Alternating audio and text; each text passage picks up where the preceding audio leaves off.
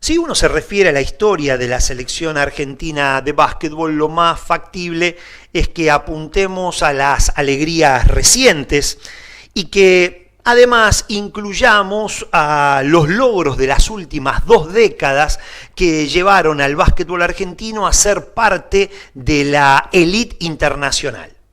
Si pedimos ser más abarcativos, seguramente los memoriosos se extenderán hasta el Mundial de 1950 y el título logrado por Argentina, cuando también nuestro básquetbol era respetado en todo el mundo por su nivel, por la forma en la que se jugaba y la calidad con la que se lo hacía.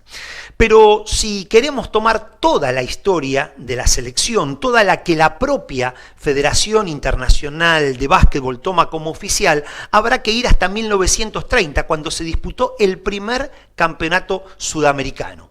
Allí Argentina participó con este equipo, con los 9 jugadores que están en esta foto. Hay que excluir a los 2 que están parados en ambos extremos porque esos eran el entrenador y el delegado. Decíamos, Argentina participó de este torneo, jugó el primer partido de la historia frente a Chile, que es considerado como el más antiguo entre los torneos internacionales exclusivos de básquetbol. Sin embargo, antes de esta historia oficial, la que entra en los registros estadísticos, podemos decir que también hay una prehistoria de la selección argentina de básquetbol.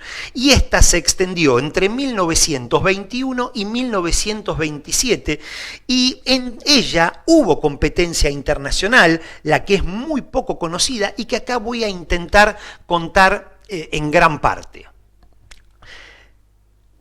A su vez, tenemos que ir dentro de esa prehistoria a una etapa bien inicial donde también hubo competencia internacional o enfrentamientos internacionales, pero en ese caso no se trataba de la selección argentina, sino de la Asociación Cristiana de Jóvenes de Buenos Aires, que fue la que introdujo el básquetbol en nuestro país allá por 1912, a partir de la llegada del estadounidense Philip Phillips como jefe del Departamento de Educación Físico de esa entidad.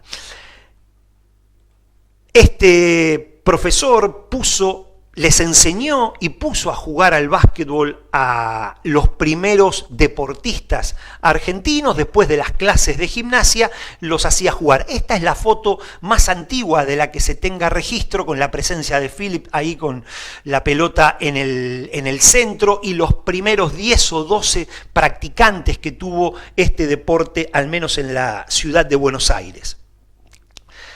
Pero al año siguiente ya hubo competencia internacional. En 1913, la Asociación Cristiana de Buenos Aires y su similar de Montevideo, a través de los contactos de Phillips con su colega Jesse Hopkins, que fue el que llevó el básquetbol a Montevideo, a Uruguay, decidieron hacer un enfrentamiento en ese 1913 de varios deportes, incluido el básquetbol, al que querían difundir y fomentar un poco más, ya que era desconocido para la gran mayoría de las sociedades, tanto en Montevideo como en Buenos Aires. Entonces, en ese 1913 deciden hacer una serie de enfrentamientos.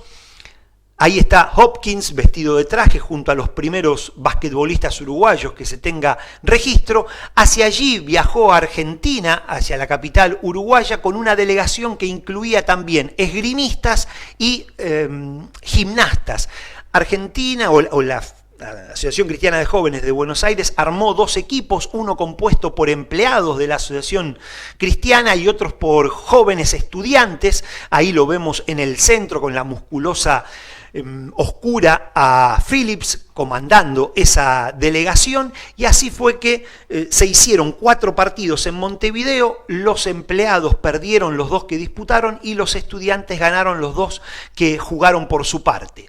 Esa visita fue devuelta por los uruguayos algunas semanas después, y se jugó un enfrentamiento, se disputó un partido en el gimnasio de la Asociación Cristiana de Jóvenes, que había sido inaugurado un año y medio antes aproximadamente, en 1912, previo a que se empezara a jugar al básquetbol en la ciudad de Buenos Aires. Y este fue el grupo de jugadores que estuvieron representando a la entidad de Buenos Aires, entre ellos varios protagonistas que iban a acompañar, que iban a ser habitués de este deporte en los años siguientes. En 1914 se empieza a jugar el torneo interno de la Asociación Cristiana, que tuvo mucha difusión.